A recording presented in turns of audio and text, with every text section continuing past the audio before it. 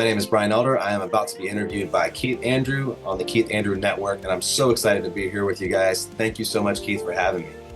It's Keith Andrew, very nice to meet you. Cold-blooded my talk show is to show people that even with having learning disabilities. Cold-blooded my talk show is to show people that even with having learning disabilities, I can still love something. At the same time, I'm able to turn myself into an example for people out there to never give up and prove people wrong, no matter what. So the labels do not dictate who you are going to be. With that being said, I wanted to take this time.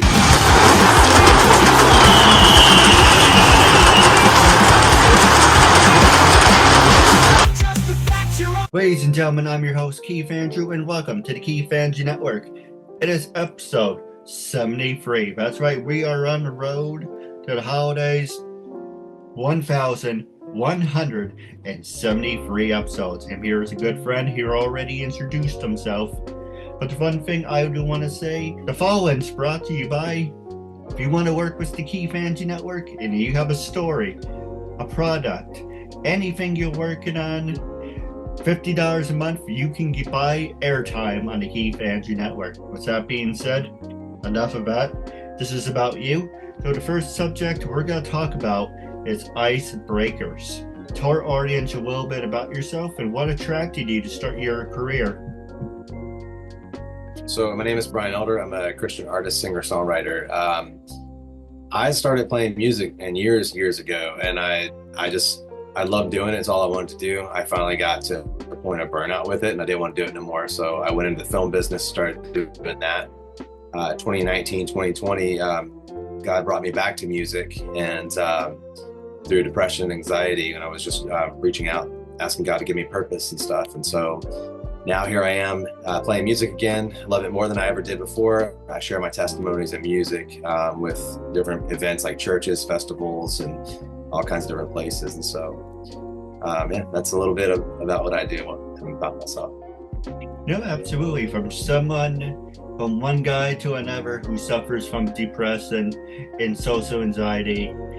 You know, in mental health, it's really important to, go to Better Health. They should sponsor me, actually. Go to betterhealth.com. And it's always good just to talk to someone. Even if you have a friend, it's always good to talk.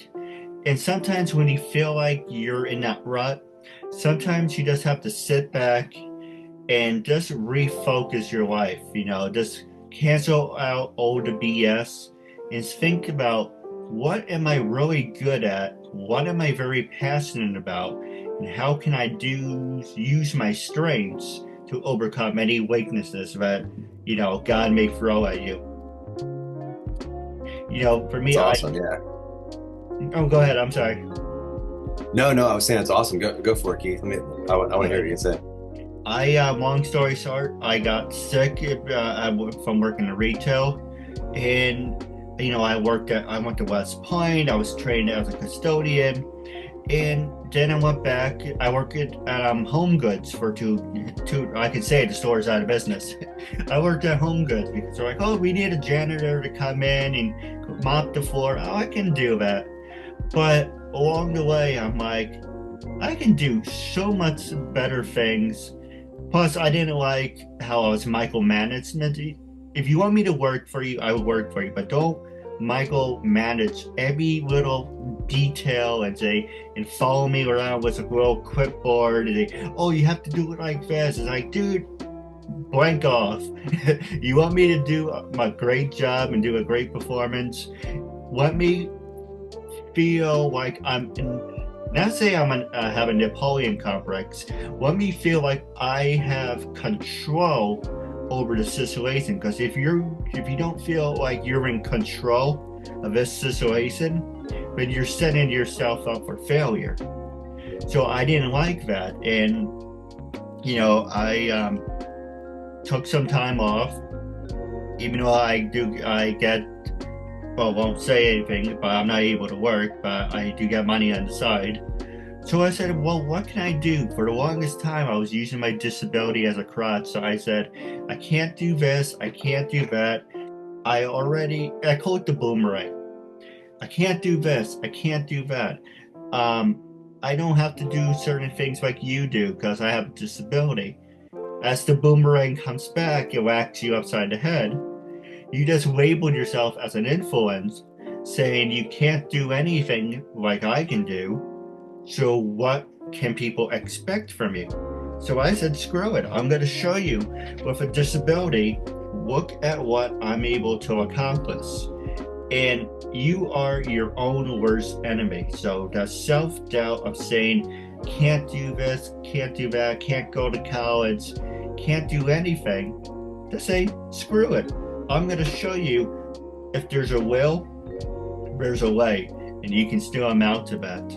With everything you accomplish in your life, have you ever felt like that? Yeah, I mean, I've definitely had moments of doubt and definitely had moments where I was like, where just you kind of get, yeah, I mean, we're definitely our worst critic for sure, for sure. And so I've definitely had moments like that where I wanted to give up or not wanted to pursue and stuff. And it's awesome because in those moments, I mean, there's always something that can bring you out of those. I mean, I remember one particular time, I was just in a moment where I was like, you know what, I gotta stop, like, chasing this dream and stop doing this. And then I that same moment I had run into a friend of mine, and I just said hi to her and introduced her to my wife and everything. And she was like, you know what, I'm so glad that you're playing music again. She was like, I was just listening to your stuff the other day, and she was like, I had to turn it off because I was crying. And she was like, it's so meaningful. And she was like, I'm glad you're doing it again. And so in those moments, that gives you kind of that encouragement that, you're like, okay, well, I'm going to keep going. And, I mean, it's touching people's lives. So yeah, definitely, Keith, I've had those moments for sure. For sure. So the next question I want to talk to you about, with everything you have accomplished in your life as being an actor and a singer, what has been your greatest achievement? Oh man, my greatest achievement. Um, I'm a dad now. I have a 9-month-old baby, so I'm gonna say her probably, like her and my wife, my baby girl. I mean, being a dad is awesome. I love it. So I would say her probably. Absolutely. Being a parent, always changes your life. Yeah, yeah, definitely. Well, the next question I want to talk to you about is, with both careers that you have, what are you more passionate about? Are you passionate about being a singer or an actor? But with that being said, what is the biggest change you want to make in your career? I would say probably music. I mean, because I started doing music years ago, and that's all I wanted to do. And then I had found a love for acting, and I wanted to go in and start doing that. And so I ended up giving up music and started doing the acting thing. And I thought for a long time, I thought that acting was more important to me than music. But now that I've started doing music again, and I'm doing it for more of a different purpose, I love doing it so much more. So I would say that's probably I'd say music, just because I get to share testimonies of people, and there's moments where people are like, hey, I needed to hear that. I'm going through this right now, or and that means a lot to me because I'm not only just doing something I enjoy doing, but I'm also I want to help others too. And so I would definitely say 100% music, but I still love acting though, especially character acting. I love doing that. So, and then you said, what was the second part of it? Oh, what was the biggest change that you want to do? Well, you said you have both passions of being an actor and a singer. Yeah. So the question was for both of those subjects about what is the difference you want to change, you wanted to make in both of them. But you answered it pretty well, so that was pretty fun. Yeah. All right. So let me ask you this. As an actor and a singer, who gave you the best acting advice and singing advice? Oh man, that's good. These are tough questions you're throwing at me, Keith. I'd say the best acting advice I got off the top of my head was when somebody told me, they said, don't I mean, you have to be in that moment, so don't try to act. And the best thing is to listen, because a lot of people think it's the reaction of what somebody else is acting like, someone else's, your partner that you're working in that scene with, your scene partner. But it's more of listening to them than reacting. So because if you're not intently listening to them, then you're not in that moment. So a lot of people just know their lines by heart, they got it memorized, and then they're just going through the motions. But the biggest thing for acting is listening to that person, your scene partner, because that's going to keep you in that moment. For singing, I think the best advice I ever got was, I used to be really, really shy with music years and years ago when I was in high school. And I remember this other singer came up to me. He was a good friend of mine, great singer. He was like, man, when you're on that stage, he was like, you need to have that confidence. You need to know that you're doing it, because that's going to help you project that out. And I think that was one of the best advice at that time that I had gotten. And it helped me a lot in that moment to break out of that shell. And so I think those are probably the two off the top of my head best advices that I got. Well, let me ask you a personal question. And you can ask me anything you want. Why did you become an actor, and why did you become a professional singer? I'd say the singer part is because this is so crazy, but I watched the movie La Bamba years and years ago, and I was like 9 years old. I mean, I was really, really young. And I don't know, ever since I watched that movie when I was 9, I mean, not really understanding like how the whole career thing works, it was something that I wanted to do. Well, then years later, my mom was telling me that when I was much younger, like 4 and 5 and all that, I would put stuffed animals up in my bed and I would like sing to them and everything, like I was performing at a concert. I don't know where it came from. I don't know why it was something that, that was in me, but like, I guess it's a gift that God had given me to want to use. And so, I don't know, my entire life I've always wanted to do music.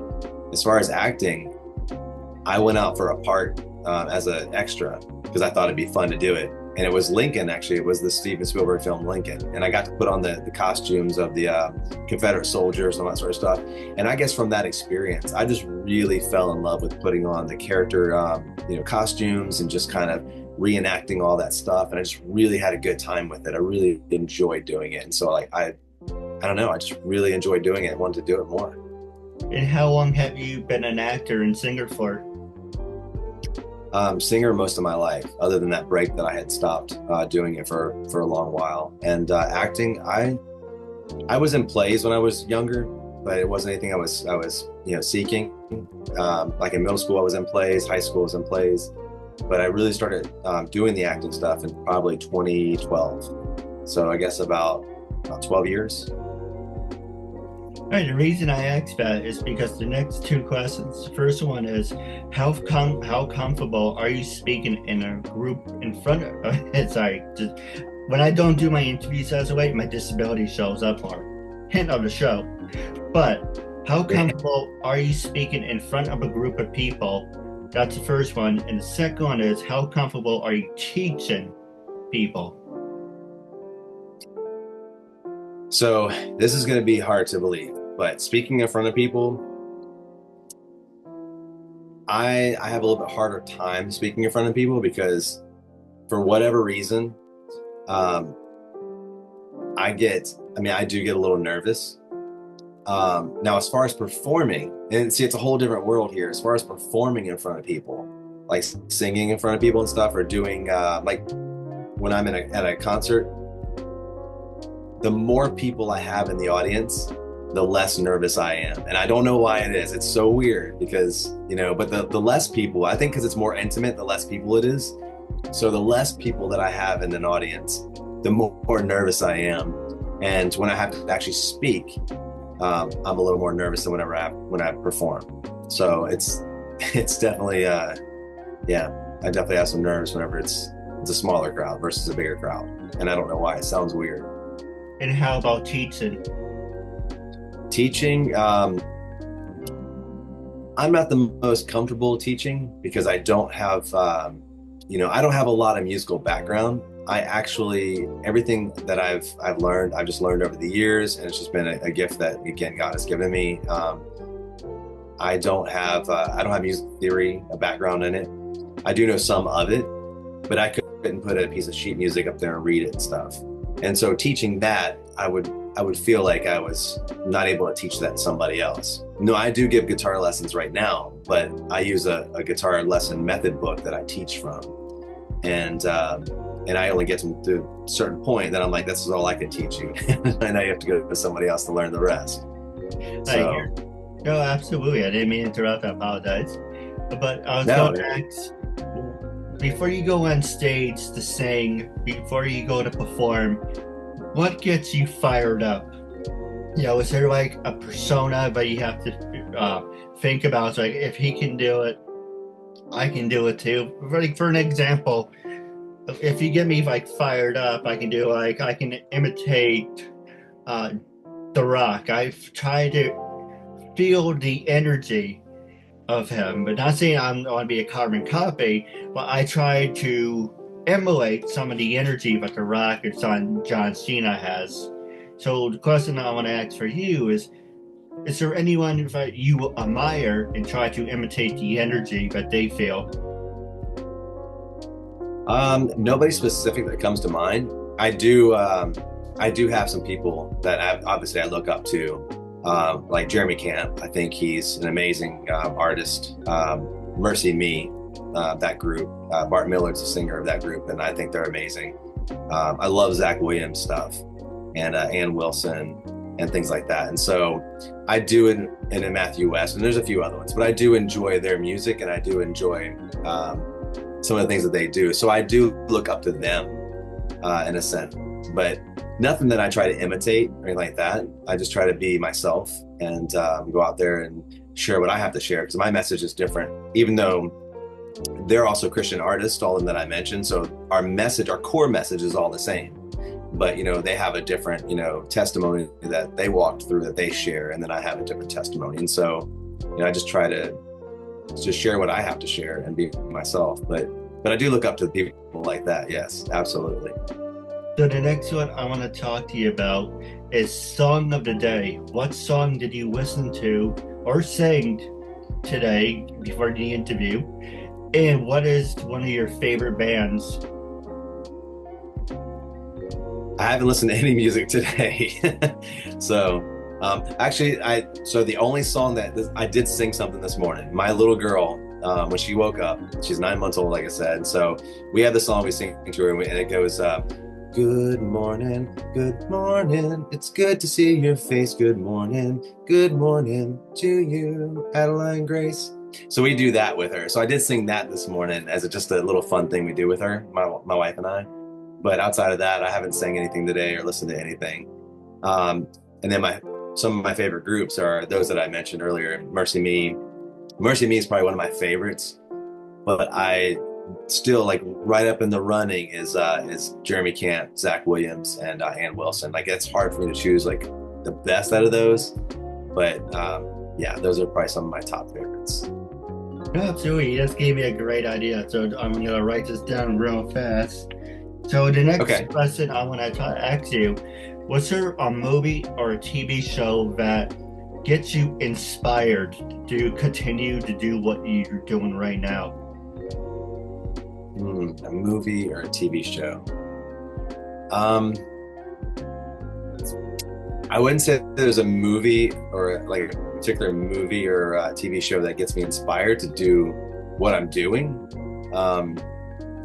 But I can tell you my favorite TV show, and this is an old TV show, is Friends. I love Friends, and we can quote like most of every episode. And then right now in this holiday season, my favorite movie is Home Alone, the first one. My wife and I both. We love Home Alone, and for the holiday season, we have to watch it. No, absolutely. The reason I mentioned that is because the new subject is TV, and it's really cool. I have a TV that will show on the green screen after we're done while we're talking. And for me, actually, that's being honest, Sorry, I had a brain fart. I wanted to become a professional actor, so that one show that inspired me was USA Suits. Harvey Specter, Mike Ross, Rachel, who's now the Queen in England. Suits is a fantastic show. It just got me hooked, and I can relate to that. My favorite movie, 2004. 2004 until 2008, actually, I was obsessed with Almost Famous. I wanted to be a roadie. I wanted to go on tour, was a band. Then I'm a big professional wrestling fan. I'm like, well, better yet, hell, what's going on a band? I want to go on a road with a wrestler. Actually, a beautiful woman. But, I can go on tour, with The Miz. Or The Miz is someone who I really idolize because this guy from 2004, I'm gonna butcher his last name, but you know who The Miz is, right? I don't know. I actually don't. He's a former WWE superstar, The Miz. I would highly recommend that you check him out. He's got a start on MTV. I can't remember the show he got a start on, but he had a start on MTV. Then he was part of MTV Tough Enough, and no one knew who the hell he was. He was just like, who are you? Who moved a rock? And for 20 years, give or take, for 20 years, from a nobody to an A-lister, former WWE champion, Intercontinental champion. So you went from a schmuck, no disrespect to The Miz, but you went from a schmuck, it's like, who are you? Why should we work with you? But you watch the journey from 04, 5, 6, 7, 8 to he is now going to be a WWE Hall of Famer. So I use The Miz for an inspiration. If he can do it, I can do it too, even though I do have a disability. So I would have to go about different routes. But yeah, going back to the TV, Almost Famous had a big impact in my life. I wanted to be a roadie. And I was thinking, well, how can I get that dream? Because I have it and I don't want to let go of it. How can I proceed in that career in a different avenue? I'm like, okay, well, instead of using a learning disability as a crutch, saying I can't do this, I can't do that, I can't read, I can't write, I'm not qualified, I fall under the spectrum of being retarded because I read and learn at a slower pace. And what I mean by that, here's a test. It has 4 questions for you. Now, for you, absolutely, Keith, I can do that.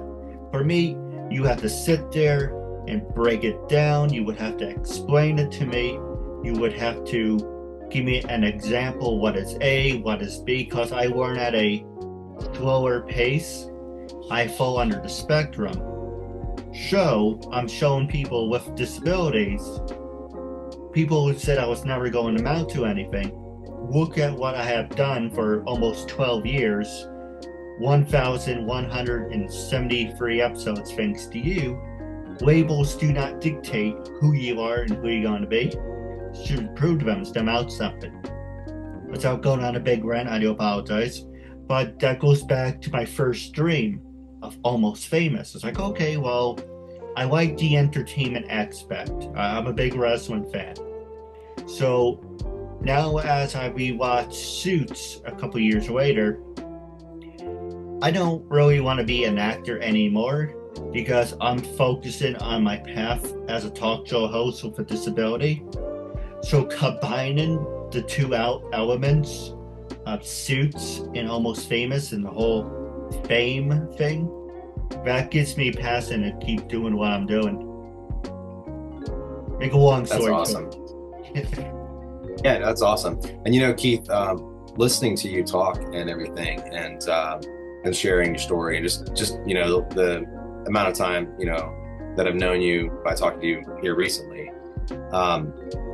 you're doing great, man. I wouldn't even think, honestly, if you hadn't told me that you learned at a slower pace, if you hadn't told me all that stuff, I would never even know. Like, I wouldn't have known that it took you longer to learn things. I wouldn't have known any of that stuff, that you couldn't read or write or anything. Because you come across very very well educated and stuff, basically. So, yeah. I appreciate it. But wrapping up the show, I do have a couple questions for you off the air I'd like to talk to you about. One thing I do Okay. want to promote is next Saturday on June 14th, and June 14th, 1 month. It would be nice if it was June, right? Yes. Sure. Let's fast forward to snow. We don't need the snow. Yes. But on December 14th at 8 p.m. Eastern, 5 o'clock Western, will be a holiday episode of the Keith Andrew Network. I would love to have you be with us. Well, it's the last 3 minutes. I want you to be brutally honest, okay? I want you to be brutally honest. When I first emailed you to be a guest on my talk show, what was your first reaction and what made you say yes? My first reaction was just yeah, absolutely. I mean, I take any opportunity like that, and so I was just completely open to it, and was interested in doing it. And my thing is too, I have a big heart for what they call, like, what's the word I'm looking for? Oh man. I can't think of the word I'm looking for. Don't worry, I have that effect on people. Yeah. But I have a big heart for people, especially like also as well as like people who have disabilities and things like that, and like anyone who's suffering, not just that, but just like people who are suffering through depression, anxiety, through things like that. I just have a big heart for them. I don't know why, I just always have. And so I don't know, like I want to help, and if this helps you, and I just want to be a part of it to, I don't know, it's always been a thing for me. And so I was like, yeah, absolutely, let's do this, so. And how do you feel now, and would you recommend it to everyone you know? Yeah, no, I think this is great, man. I love what you're doing. I love that you're trying to inspire others, and I love that you're trying to encourage others who are going through the same thing you're going through. And I love that. I think that's great. We are, I just feel like we should encourage others. We should be an inspiration to others to lift others up, and not to drag them down. And so I recommend absolutely to keep doing what you're doing. Don't stop. Don't let anybody tell you who you are. Your identity isn't in whatever others think of you. Your identity is in what Christ says about you, and that you are saved, you are loved, you are redeemed. And and that's something that I still have to work at myself. But don't let anyone tell you who you are. You are not what other people say. And so I just encourage you to keep doing what you're doing. No, absolutely. I do have a couple questions for you off the air, but this will be shared on Facebook, YouTube, Instagram, TikTok, LinkedIn, and all social medias. Our goal is to reach 500 to 1,000 views. I'm glad to share it everywhere. Our guests will share it everywhere. And once we reach our goal, we will definitely do a part 2. But I want to give a shout out to you because you are on TikTok. Once everyone who's watching, make sure to leave a comment. Tell us what you like about me, our guest. Please make sure go to his TikTok and social media. Follow our guest. He's a big supporter of mine, supporting people with disabilities. This is somebody you should definitely work with. But with that being said, I do have a couple questions for you off the air. But it was a real honor and privilege having you as a guest, and until we meet again, I catch you later.